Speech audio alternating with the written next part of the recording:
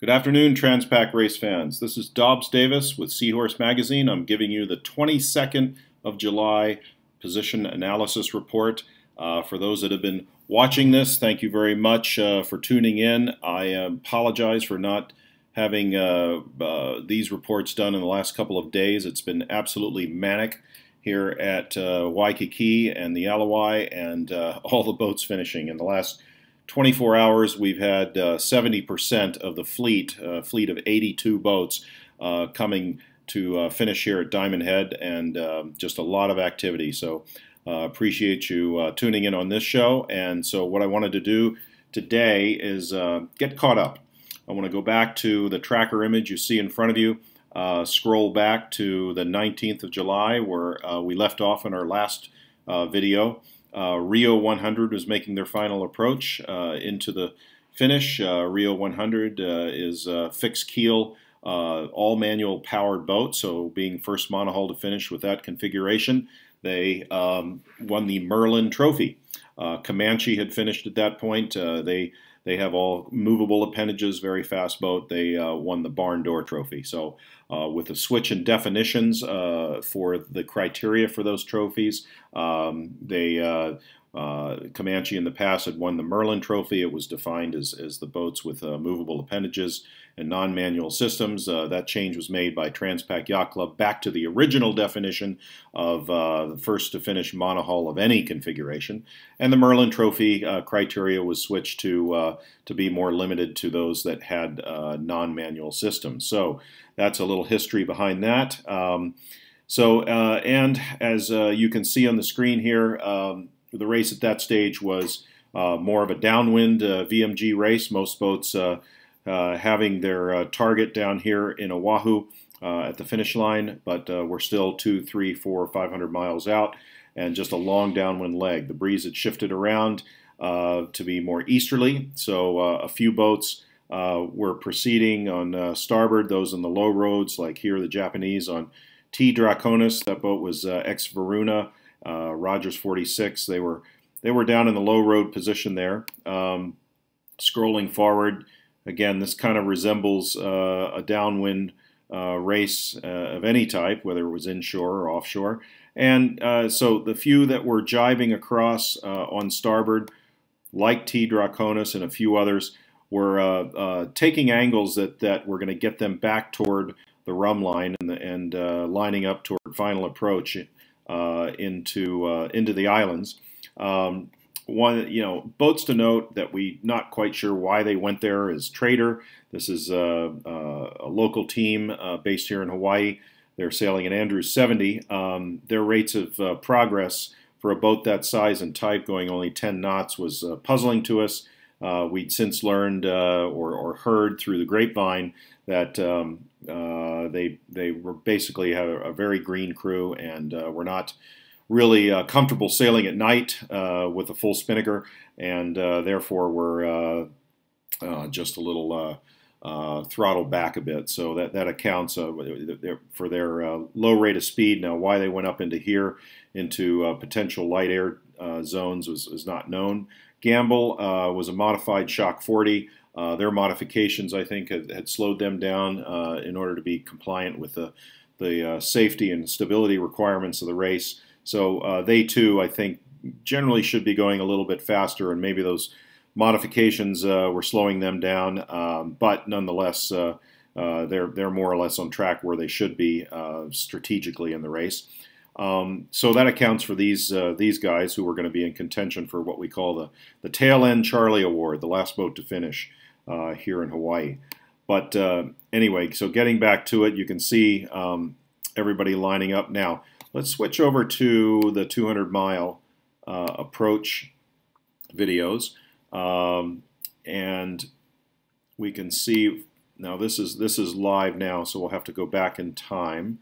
We'll also bring it up to scale. So where were we? Probably sometime around here. You can see that more and more boats get within the range of 200 miles.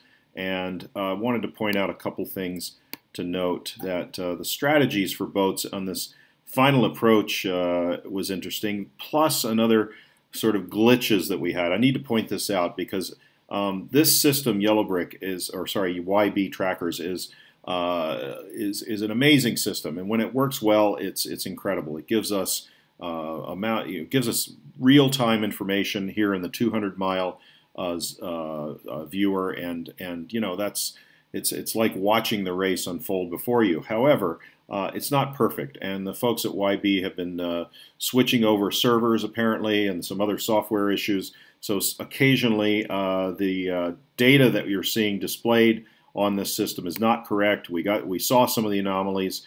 We actually mentioned them a couple of times. I think it was at the end of our last broadcast. We saw that the leaderboard was not correct because of incorrect data coming from the trackers. So please, when you look at this, keep that in mind. It's not a perfect system, but it is incredibly useful when it does work. And on top of that, the trackers themselves. Some boats have had problems with their trackers and are not reporting the correct positions, have run out of batteries or what have you. So, all right, this story was an interesting one. Hamashi here is a J125. At this stage in the race, they're making final approaches, and what was also interesting was the fact that they were really in contention. Actually, if we go back a little bit in time before this, and look at these boats, where are they? Bad Pack. It was Brett Walda and their finish that was getting a lot of, there we are, Brett Walda. This team is on a Rogers 46. They're based in the Midwest, but they have an excellent crew. They have done this race a few times. They know the boat well. They sail it really hard.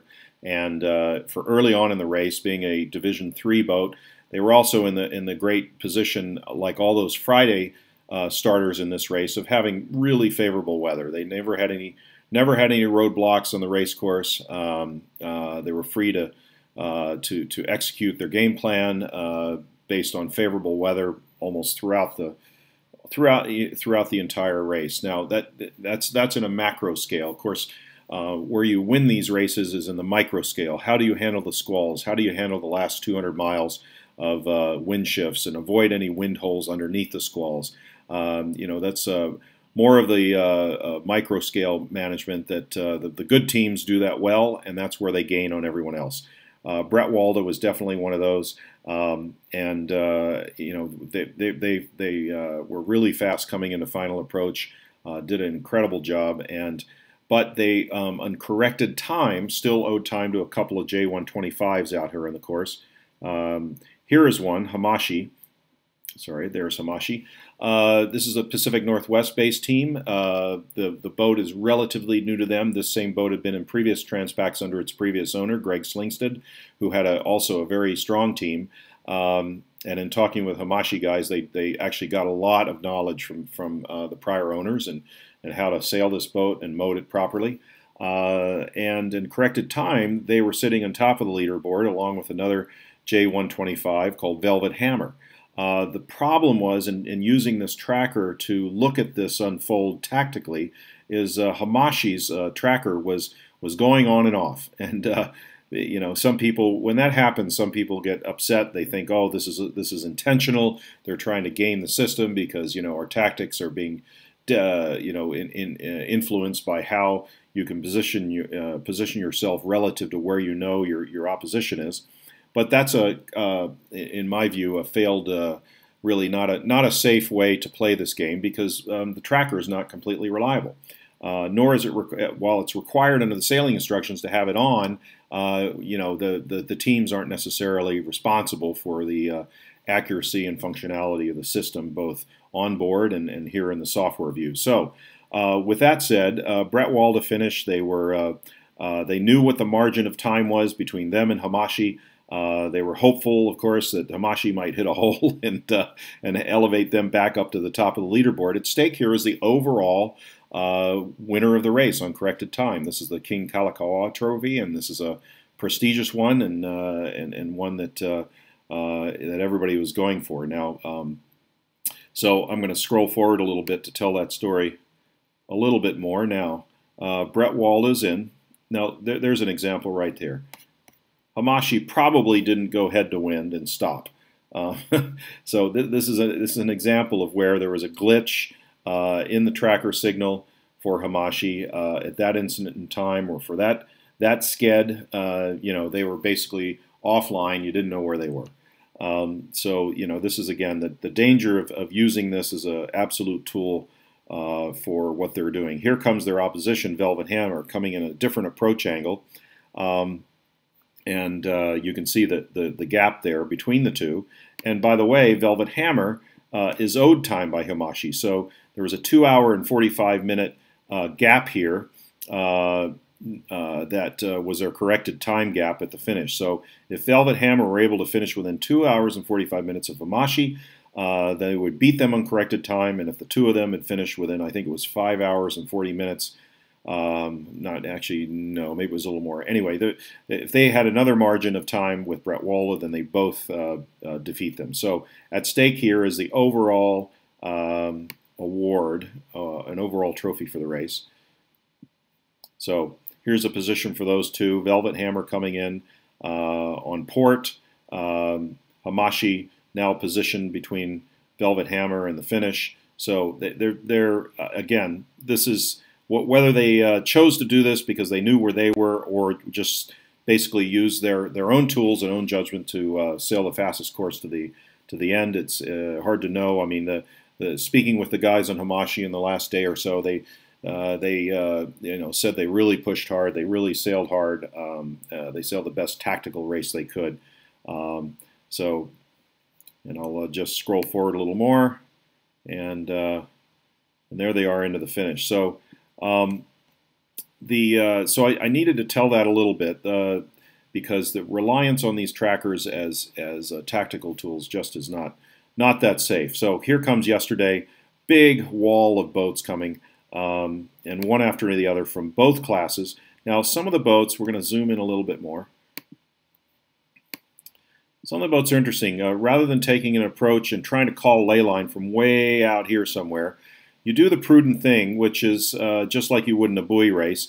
You don't make that commitment, from way out here and trying to call a ley line. You try to jibe in, allowing yourself a little room to your right, so that if there is a big left shift, to where maybe cutting across on the other jibe is going to be big right shift. If you come in here with a big right shift and you see that there's some opportunity to jibe back, or a left shift, so you jibe the other way, at least you have some runway. When you get over here, you're tactically coming up against the wall. You're reducing your ability to exercise any of your options to cut down the distance between you and the finish by taking a jibe on the opposite tack. So the safe play, again, offshore as well as inshore, is to remain somewhere in the middle, play the shifts to reduce the distance, hope in the overall picture that the wind is not favoring one side or the other. And the other thing I want to, so on approach angle, notice how basically on port, they're jibing in, and their approach angles are not up here, as I said, but more in coming toward Molokai. Now, what does happen sometimes is you come into these islands, and you do get a bit of a compression, so you can get more breeze, depending on the time of day and how things set up, by making this approach. This is a classic area to come in and make landfall in the North Shore of Molokai, because it can get really windy and have good current, good waves to help you along here versus being out here. So that's why you do see a lot of boats that come in on this angle and into this setup on the race course. And then the other thing to point out is just the diversity of boats that are here. This thing, Chabasco, 1937, 67-foot yawl, built out of wood, amazingly renovated, very, very cool historic boat, and sailed by a really, really strong crew. I mean, this was a all-star offshore crew on this boat. So they're coming in along with J125s and Cookson 12, and and then we'll tell a little story about this boat. This is a double-handed boat. So Charles Devenot and and his partner on the boat is Fred Carubel. Both are French origin, but both now live in the U.S. Charles is a Beneteau dealer from Southern California, and Fred's a naval architect based in Long Beach. The two double-handing this really cool boat called a Figaro 3. And I'll show some photos of this, but watch these guys when they come in, and they're in amongst boats that are much larger.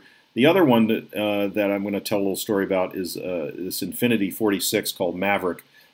This boat, like Affont le Giraffe, whoops, where are they? There we are. Affont le Giraffe.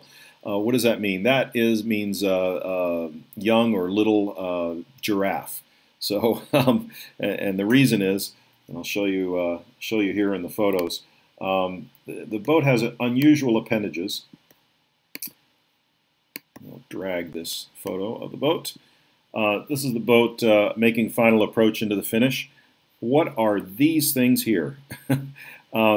So for those that don't follow this game at this level, this is a Figaro 3. It's these have these extending appendages that come out.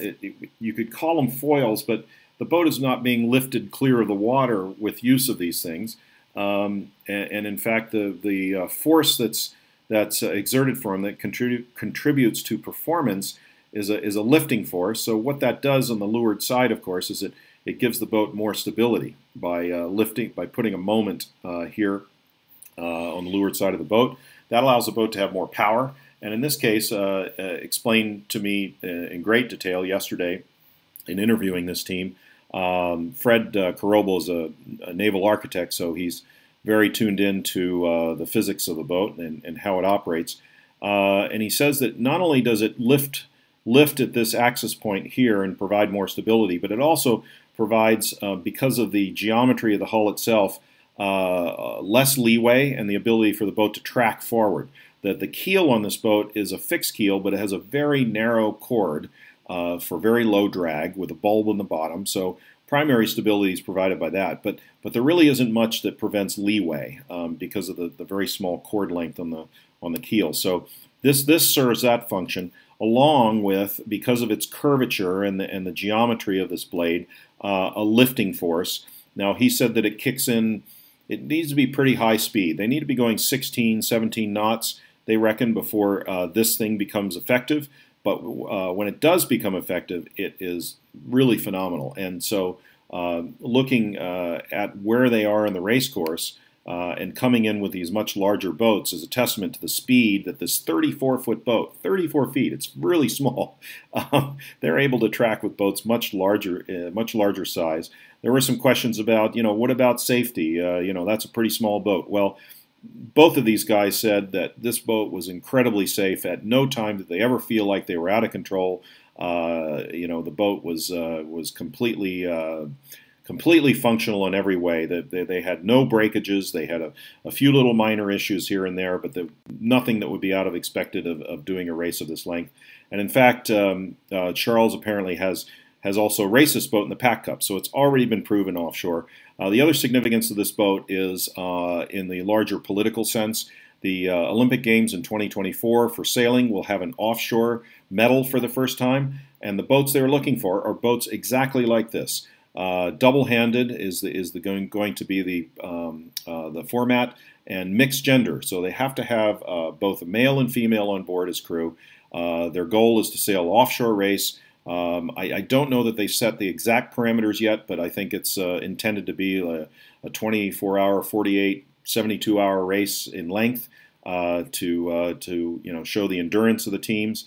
But this is the kind of boat they're looking for. Also, this is the boat that the Figaro class in northern France is using, and that's also a testament to its popularity. I think they've got orders for about 100 of these boats. So this is the future, folks, is boats with these foils and these appendages. Now you can understand the name of Affont le Giraffe, baby giraffe. The other boat is, with an interesting appendage story, is this one. This is Maverick. Maverick's an Infinity with an I, not a Y, 46R. This is a Hugh Wellborn design boat. built in Turkey actually, and very light, very fast. And this too has an unusual appendage. It's called a DSS. It's basically like a sliding foil that goes out away from the center line below the water line. And this is a lifting appendage in the same way that we saw on the Figaro 3. It is not curved, it's straight, and its intended function is, again, stability. It's providing an upward force that contributes to what gravity does with the weight of the bulb, and it does it in a very efficient way. Talking with one of the helmsmen in this boat yesterday, he says that this Gordon Kay, he's sailed many miles on these boats, but Transpac he thought was ideal. Once again, the implementation of this foil is at higher speeds. They reckon they pull it out at about 16 knots. Otherwise, they keep it flush to the hull to reduce drag. But in those conditions, this boat is incredibly fast. So here they are going 20 knots at the finish at Diamond Head. And the last photo I have to share with you is this panoramic one, which shows here's over here on the left is the Infinity 46 Maverick, and over here they pace apparently for, I don't know, a few hours, I think is what Gordon said. They were pacing boat for boat with this much larger Botine 65 called Caro.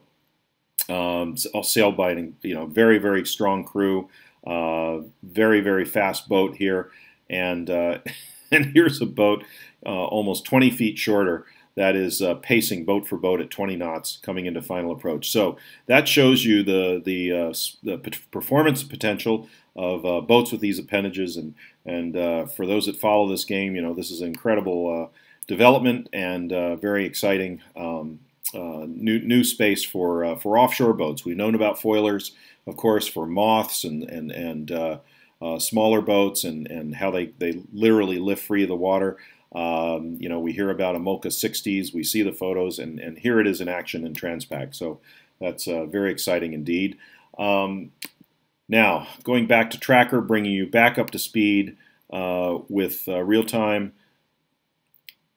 And this is what it's been like, folks. Just an incredible train of boats finishing one after the other all day long, all night long.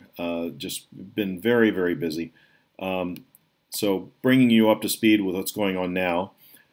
This is another exciting story, not for performance, but for endurance. At 5 o'clock local time yesterday afternoon, local Hawaii time, the Ahumbo, which is a Fast 40 design, broke their spar. They reported in that that some part of the mast had broken and that they were going to assess their situation. They weren't in danger. Nobody was hurt.